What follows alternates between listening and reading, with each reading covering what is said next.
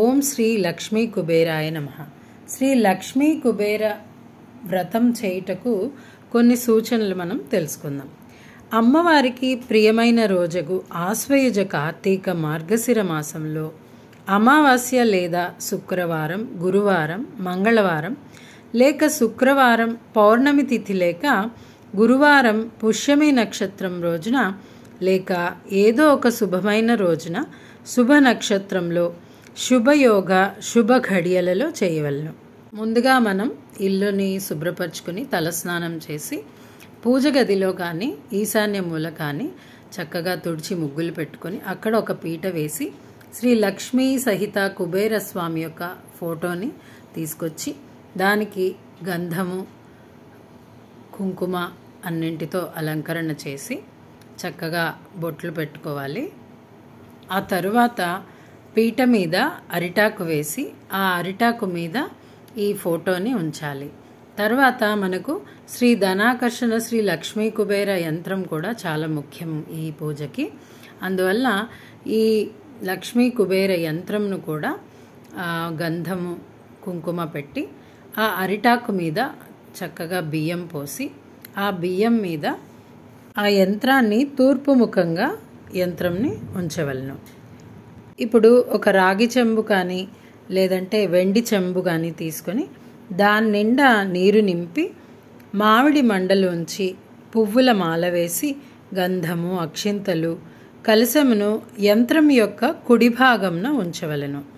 ఈ విధంగా కలశాన్ని చక్రాన్ని ఫోటోని అన్నీ పెట్టుకున్న తర్వాత లక్ష్మీదేవి యొక్క విగ్రహాన్ని కూడా నేను ఇక్కడ పెట్టాను. ఇప్పుడు మనం అన్ని పూజలకి మొదటగా పసుపు గణపతిని చేసుకుంటాం కాబట్టి ఈ విధంగా పసుపు గణపతిని కూడా చేసేసుకున్నాము. ఈ పసుపు గణపతిని ఒక తమలపాకు మీద పెట్టి దానికి మనం గణపతి పూజ అనేది చేసుకుంటాము. ఈ పూజలో నవగ్రహ పూజ కూడా చాలా ముఖ్యమైనది కాబట్టి మనం ఈ విధంగా నవధాన్యాలను విడివిడిగా మనం ఒక్కొక్క గ్రహానికి ఒక్కొక్క రకమైన ధాన్యాన్ని మనం పెట్టుకోవాలి. కాబట్టి ఈ పుస్తకంలో మనకు ఏ గ్రహానికి ఎక్కడ ఏ నవధాన్యాన్ని పెట్టాలనే విషయాన్ని కూడా చాలా బాగా చెప్పారు. అందుకని అక్కడ నేను ఇలా చూపిస్తున్నాను చూడండి. ఒక్కొక్క గ్రహానికి ఒక్కొక్క స్థానం చెప్పున్నారు, బుక్లో చక్కగా ఇచ్చారు. ఆ విధంగానే నేను కప్పులో మీకు అందరికీ అర్థం అవ్వాలని చెప్పి చంద్రుడు, సూర్యుడు, వాటి ధాన్యం ఏంటి అన్నీ కూడా రాసి చూపిస్తున్నాను. ఈ విధంగా మనం పెట్టుకోవాలి. మొదటగా బుధుడికి పచ్చ పెసలు, తర్వాత శుక్రుడు, దాని పక్కనే శుక్రుడు బొబ్బర్లు పెట్టుకోవాలి. దాని తర్వాత చంద్రుడికి వడ్లు. అదేవిధంగా ఒక లైన్ పూర్తి అయింది. సెకండ్ లైన్లో గురుడు శనగలు, సూర్యుడు గోధుమలు, కుజుడు కందులు. ఇది సెకండ్ లైన్ అన్నమాట.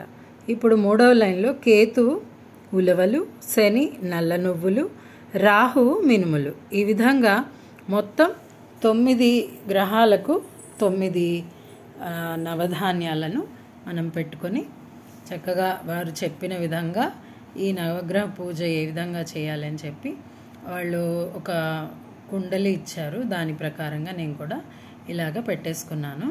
ఇప్పుడు నవధాన్యాలు నవగ్రహ పూజకు కూడా రెడీ అయిపోయింది కదా. ఇప్పుడు ఇది మనకు కుబేర యంత్రం అన్నమాట. ఇది నేను సిల్వర్ది తీసుకున్నాను. ఇది కూడా మనం పూజలో పెట్టుకోవాలి. ఆ తర్వాత వినాయకుడి పూజ మనం మొదలు పెట్టాలి. ఇప్పుడు పూజకు కావాల్సిన సామాగ్రి మొత్తం మనం రెడీ చేసేసుకున్నాం కదా. కుంకుమ, పసుపు, అక్షింతలు, కర్పూరం, నైవేద్యం కోసం కొబ్బరికాయ, పళ్ళు, నైవేద్యం, ఇలాగా అన్నీ రెడీ చేసుకున్న తర్వాత చక్కగా పూలదండ అమర్చేసుకొని మనం ఇంకా పూజ అయితే స్టార్ట్ చేసేసుకోవాలి.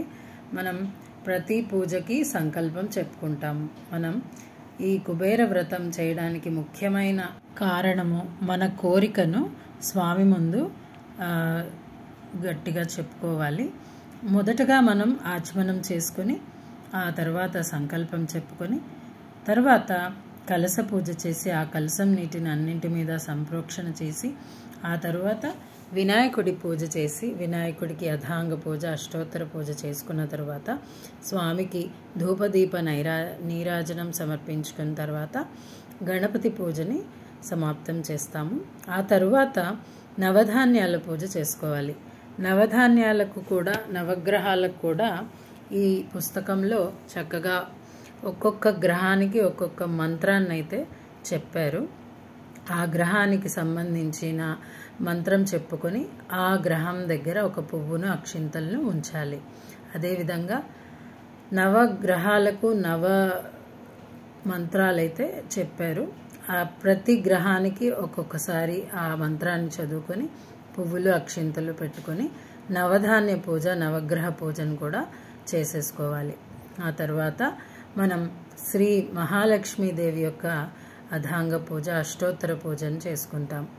ఇదంతా అయిన తర్వాత కుబేరస్వామి యొక్క షోడశోపచార పూజ చేసిన తర్వాత అతని అధాంగ పూజ, ఆ తర్వాత అష్టోత్తర పూజ కూడా చేసేసుకుంటాము. ఇవన్నీ అయిన తర్వాత ధూప దీప నైవేద్యాలు సమర్పించుకున్న తర్వాత స్వామివారి యొక్క 3 కథలు అయితే ఈ పుస్తకంలో ఇచ్చి ఉన్నారు. ఆ పుస్తకంలో ఉన్న కథలన్నింటినీ చదువుకున్న తర్వాత స్వామివారికి, లక్ష్మీదేవికి మంగళహారతిని ఇవ్వాలి. ఈ విధంగా మనం చక్కగా మన ఈ పూజ మనం అనుకున్న విధంగా 11 సార్లు చేయగలిగితే ధనధాన్య వృద్ధి కలుగుతుంది. 5 సార్లు ఆచరించినచో సంతాన అభివృద్ధి కలుగుతుంది. 3 సార్లు ఆచరించినచో వివాహం అవుతుంది. 16 సార్లు ఆచరించినచో వ్యాపార అభివృద్ధి కలుగుతుంది. 27 సార్లు ఆచరించినచో శాశ్వత ధన సౌభాగ్యవంతుడవుతారు. 9 సార్లు ఆచరించినచో దారిద్ర్య బాధ నుండి దూరుడై ధనవంతుడగును. 20 సార్లు ఆచరించినచో పదవి, ధనము, కీర్తి, సంతానము, దైవానుగ్రహము మున్నగు విశేష సౌఖ్యములు పొందగలరని స్కాంద పురాణం నందు పేర్కొనబడినది. ఏదైనా కోరిక ఉంటే ఈ విధంగా నిష్టగా అన్ని పద్ధతిగా చేసుకుంటే తప్పకుండా కోరిక అయితే నెరవేరుతుంది. అదేవిధంగా మేము రోజు చేసుకుంటాం అనేవాళ్ళు ఈ నవగ్రహ ఆరాధన, నవగ్రహ పూజ ఇవన్నీ కాకుండా లక్ష్మీ కుబేర అష్టోత్తరాలు చదువుకొని 3 కథలు చదువుకుంటే చాలు.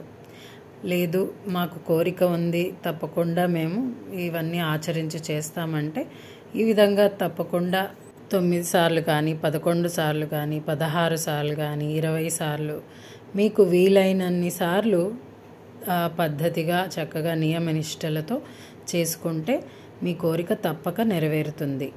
ఇదివరకు నేను కుబేర స్వామి యొక్క అష్టోత్తరము, ఆ తర్వాత ఈ 3 కథలు కూడా ముందు వీడియోస్లో అప్లోడ్ చేయడం జరిగింది. ఆ లింకులు కూడా ఇక్కడ డిస్క్రిప్షన్లో నేను పెడతాను. చక్కగా చూసుకోండి, చదువుకోండి, పూజ చేసుకోండి.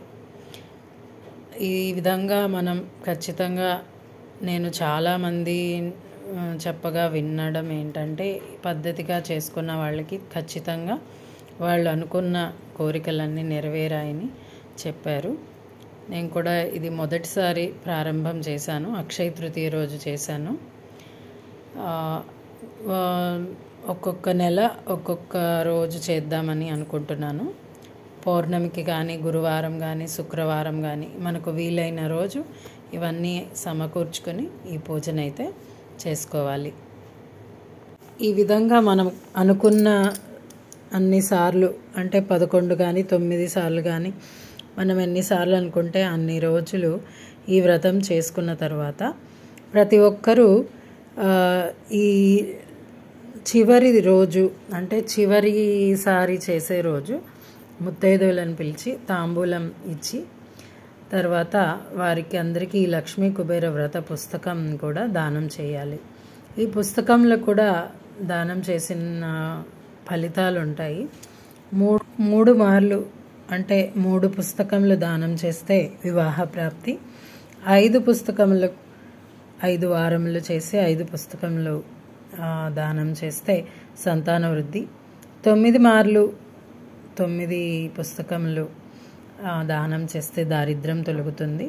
అదేవిధంగా 11 పుస్తకములు దానం చేస్తే ధనధాన్య వృద్ధి, 16 పుస్తకములు దానం చేస్తే వ్యాపార వృద్ధి కలుగుతుంది, 20 చేస్తే పదవి ధన కీర్తి ప్రాప్తి కలుగుతుంది. అదేవిధంగా 27 పుస్తకములు 27 వారములు చేసిన తర్వాత ఈ పుస్తకములను మనం అందరికీ పంచిపెడితే శాశ్వత ధన సౌభాగ్య ప్రాప్తి కలిగి మనము ఎల్లప్పుడూ సంతోషంగా ఉంటాము. శ్రీ లక్ష్మీ కుబేర స్వాముల యొక్క ఆశీర్వాదములు మనందరి మీద ఉండాలని కోరుకుంటూ సుందర సాయి సుధా నుంచి మీ Pallavi. Thanks for watching this video.